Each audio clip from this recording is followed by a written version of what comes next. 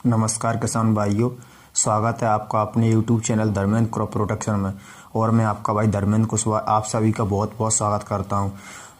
तो किसान भाइयों, आज हम चर्चा करने वाले हैं कि खेत की जुताई से लेकर के पौधरोपण तक की A to Z जानकारी कि मल्चिंग पेपर कैसे लगा सकते हैं, बेड कैसे बना सकते हैं, बेड इसके अलावा ड्रिप कैसे लगा सकते हैं, बेसल डोज डालने की विधि क्या रहती है और इसके अलावा खेत को समतल कैसे करें, इस सारी विधि के बारे में आज हम चर्चा करने वाले हैं।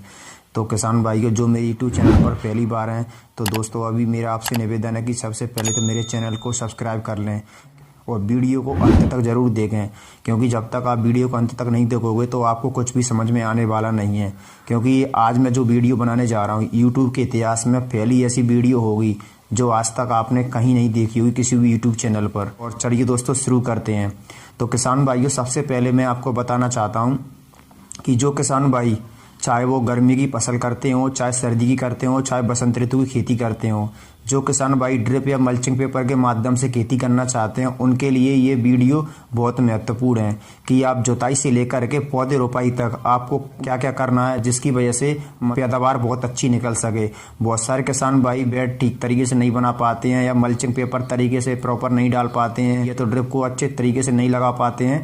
बहुत सारी समस्याओं का सामना किसान भाइयों को करना पड़ता है। तो आज इसी विषय पर आज हम चर्चा करने वाले हैं। सर को चुनाव करने से 2 महीने पहले आपको पूरी तरह से खेत को तैयार कर लेना चाहिए। तो सबसे पहले बात करते हैं किसान भाइयों कि खेत की तैयारी के बारे में। तो किसान भाइयों, आपको डिस्क प्लाऊ की सहायता से या फिर कल्टीवेटर की मदद से आपको जमीन की गहरी जुताई करनी है। जुताई के बाद में नेक्स्ट कंडीशन आती है दोस्तों कि हमें उसमें कम से कम 6 से 8 टन प्रति एकड़ के हिसाब से देसी गोबर का खाद इस्तेमाल करना है।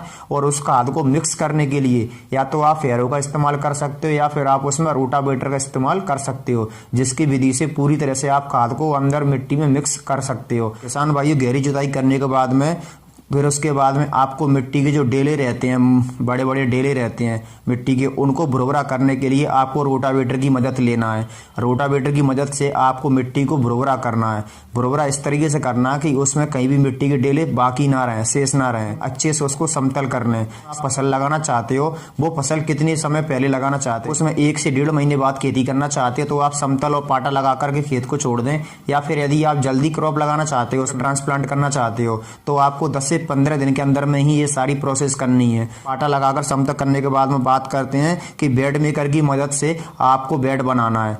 बेड बनाने की विधि आपको मैं लाइव दिखा रहा हूँ, देख सकते हो कि बेड किस तरीके से बनाना है। तो ये बेड बनाने की विधि आपको पौधे को 10 से 15 दिन लगाने से पहले ही आपको बेड बनाने हैं। ऐसा नहीं है कि आप 2 महीने पहले बेड बना के छोड़ दो। तो आपको बेड मेकर मशीन से आपको बेड बनाना है। और बेड बनाने के बाद में बहुत सारे किसान भाई बेसल डोज का शुरुआत करते हैं। तो आप बेड बनाने के बाद में आप उसमें बेसल डोज डाल सकते हैं। तो बेसल डोज के बारे में मैं आपको बताना चाहता हूँ। आप कोई भी क्रॉप ले लीजिए, मैं सभी क्रॉप को मिक्स करके ही आपको बेसल डोज बताने जा रहा हूँ। तो बेसल डोज में आप ले सकते हो सबसे पहले यूरिया, नाइट्रोजन। यूरिया आपको 20 किलो प्रति एकड़ लेना है। और सिंगल सुपर फास्फेट जो मार्केट में SSP आता है उसको आपको 80 से 100 किलो प्रति एकड़ लेना है। इसके बाद में आपको MOP लेना है 25 से 30 किलो, म्यूरेट ऑफ पोटाश।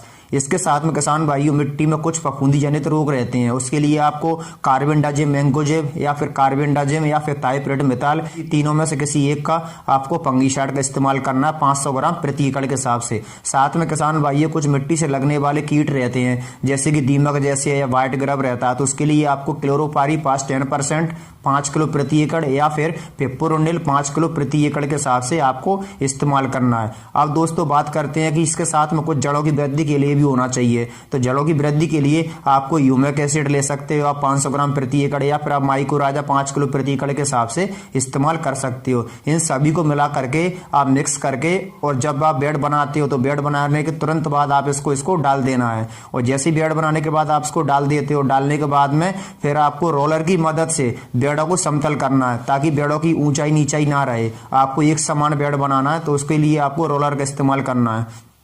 तो रोलर की मदद से आपको बेड को समतल करने के बाद में ड्रिप को बेड पर बिछाने के बाद में और अच्छे से उसको फिल करना है, कहीं उसमें गटान ना हो अंदर, जिसकी वजह से उसमें चौक की समस्या बनी रहती है कि पानी प्रॉपर नहीं लग पाता। तो ये सारी आपको सावधानियां रखनी है। और बेड पर ड्रिप डालने के बाद में फिर आपको मल्चिंग पेपर इस्तेमाल करना है। तो मल्चिंग लेयर मशीन की मदद से आपको मल्चिंग उस पर डालना है बेड पर, और मल्चिंग डालने के बाद में फिर आपको दोनों साइडों से मल्चिंग को दबा देना है। लेकिन आजकल तो मशीनें ऐसी आने लगी हैं मार्केट में जिसकी मदद से ही आप मल्चिंग पेपर दबा सकते हो। किसान भाइयों, मैंने बेसल डोज की शुरुआत इसलिए की थी, इसलिए बेसल डोज के बारे में आपको बताया था कि बेसल डोज आप जब डालते हो तो बेसल डोज डालने की एक सबसे बड़ी महत्वपूर्ण कंडीशन ये रहती है कि जब आप कोई भी ट्रांसप्लांट करते हो तो ट्रांसप्लांट को आगे ग्रो करने के लिए बहुत सारे खाद और उर्वरक की जरूरत पड़ती है। तो यदि आप बेसल डोज शुरुआती में दे दोगे बेड बनाते टाइम पे तो आपकी फसल बहुत शानदार तरीके से ग्रो करेगी। इसलिए आपको बेसल डोज का महत्वपूर्ण ध्यान रखना है। बहुत सारे किसान भाई बेड बनाने के बाद में और पौधे रोपण के बाद बेसल डोज का इस्तेमाल करते हैं, तो आप उस तरीके से भी कर सकते हैं, लेकिन कहीं ना कहीं उसमें आपकी पौधों जो रहती है पौधा रहता है वो मतलब स्लो ग्रो करेगा, मतलब धीरे धीरे ग्रोथ करेगा। यदि आप चाहते हो कि आपका पौधा फास्ट ग्रोथ करे तो आपको बेड बनाते टाइम ही मतलब बेड बनाते समय ही आपको बेसल डोज का प्रयोग करना है। तो ये वीडियो मैंने आपके लिए बहुत मेहनत करने के बाद में बनाई है काफ़ी। तो किसान भाइयों, इन बातों का आपको विशेष ध्यान रखना है कि इसी विधि से आपको खेत की तैयारी करनी है, बेड बनाने हैं और ड्रिप डालना है। इसके अलावा बेसल डोज भी डालना है और मल्चिंग पेपर डाल के और आपको फ्री रहना है। इसके बाद आप कभी भी ट्रांसप्लांट कर सकते हो। किसान भाइयों, यदि आपको वीडियो अच्छा लगे तो आप वीडियो को लाइक कर सकते हो और वीडियो को शेयर कर सकते हो, क्योंकि मैं इस तरह से और भी अच्छी अच्छी वीडियो आपके लिए लाता रहूँगा। तब तक के लिए जय जवान जय किसान। थैंक यू किसान भाई।